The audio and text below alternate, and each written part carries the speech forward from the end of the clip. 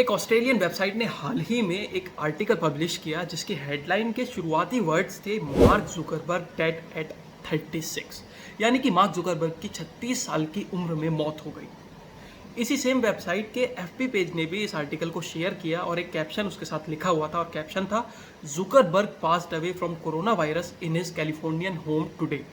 हजारों लोगों ने इस आर्टिकल को लाइक किया और शेयर भी किया, लेकिन इस वेबसाइट ने ऐसा क्यों किया, इसके पीछे एक इंटरेस्टिंग किस्सा है जो कि इनडायरेक्टली सोशल मीडिया से और आप सभी लोगों से जुड़ा हुआ है। क्योंकि आप सभी लोग यूट्यूब, व्हाट्सएप, फेसबुक, इंस्टाग्राम या ट्विटर में से कोई ना कोई एक सोशल मीडिया प्लेटफॉर्म ज़रूर यूज़ करते होंगे और इसी में से किसी एक प्लेटफॉर्म पर फिलहाल मेरी ये वीडियो देख भी रहे होंगे, तो आपके लिए ये जानना बेहद ज़रूरी है। शुरू करने से पहले आपको एक चीज़ और बता देना चाहता हूँ जिससे आपको आगे की ये वीडियो बेहद आसानी से समझ आ जाएगी। देखिए, जैसे हमारे यहाँ भारत में इलेक्शन के लिए आपको अपने नज़दीकी पोलिंग बूथ पर जाना होता है और वहाँ पर जाकर ईवीएम के थ्रू वोट डाली जाती है, ठीक उसी तरह यूएस में 5 स्टेट्स ऐसी हैं जो फिलहाल कंप्लीटली मेल इन बैलेट के जरिए वोटिंग कराती हैं। मेल इन बैलेट में इलेक्शन से एक दिन पहले सभी वोटर्स के घर पर बैलेट पेपर पहुँचा दिया जाता है, जिसको वोटर भर के और अपना साइन करके इलेक्शन वाले दिन या तो खुद से अपने पोलिंग बूथ पर जमा करके आ जाता है या फिर इलेक्शन कंडक्टिंग अथॉरिटी उसको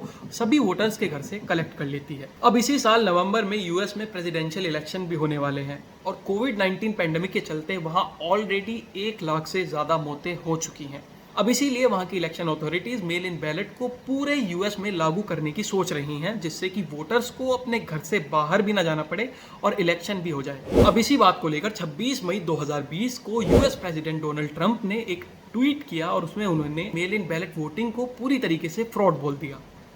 उन्होंने लिखा कि मेल बॉक्सेस को लूटा जाएगा, फर्जी और नकली बैलेट पेपर छाप दिए जाएंगे और कैलिफोर्निया के गवर्नर बिना ये जाने कि किसी के पास वोटिंग राइट है भी या नहीं है, सभी के घर पर बैलेट पेपर भेज रहे हैं और ये एक रिग्ड इलेक्शन होने वाला है। जिसके बाद ट्विटर ने ट्रंप के इस ट्वीट का फैक्ट चेक कर दिया और ट्रंप के सभी दावों को खारिज करते हुए लिखा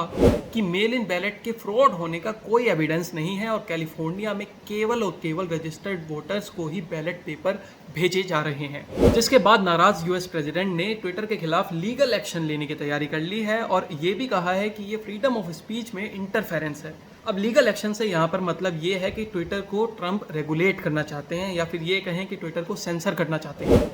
ठीक वैसे ही जैसे कि चाइना टिकटॉक या फिर सभी दूसरे सोशल मीडिया प्लेटफॉर्म्स के साथ करता है। टिकटॉक पर अगर चीनी सरकार के खिलाफ कोई भी कंटेंट रेगुलेट होता है तो टिकटॉक उसको तुरंत डिलीट कर देता है। ऐसे में ट्रंप अगर ट्विटर को रेगुलेट करना शुरू कर देते हैं तो ट्विटर का भी टिकटॉक जैसा ही हाल होना तय है।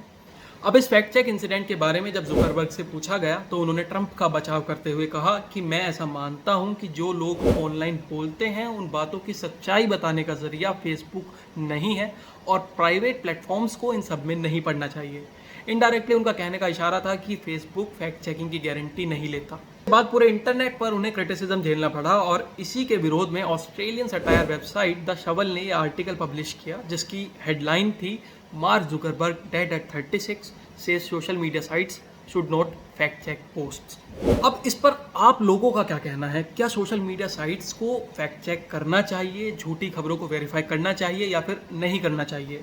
और क्या सरकार को सभी सोशल मीडिया प्लेटफॉर्म्स को रेगुलेट करना चाहिए या फिर उन्हें इंडिपेंडेंट छोड़ देना चाहिए? ये सभी बातें आपके लिए इसलिए ज़रूरी हैं क्योंकि आप भी फेसबुक और व्हाट्सएप पर आई ढेरों सारी न्यूज़ पर आसानी से भरोसा कर लेते हैं और किसी भी खबर को अधूरा जानकर या फिर झूठा जानकर उस पर भरोसा कर लेने से कितना बड़ा नुकसान हो सकता है उसका आप इस फोटो से अंदाज़ा लगा सकते हैं। बाकी कमेंट ज़रूर कीजिएगा क्योंकि कमेंट्स का आपका हमें इंतज़ार रहेगा।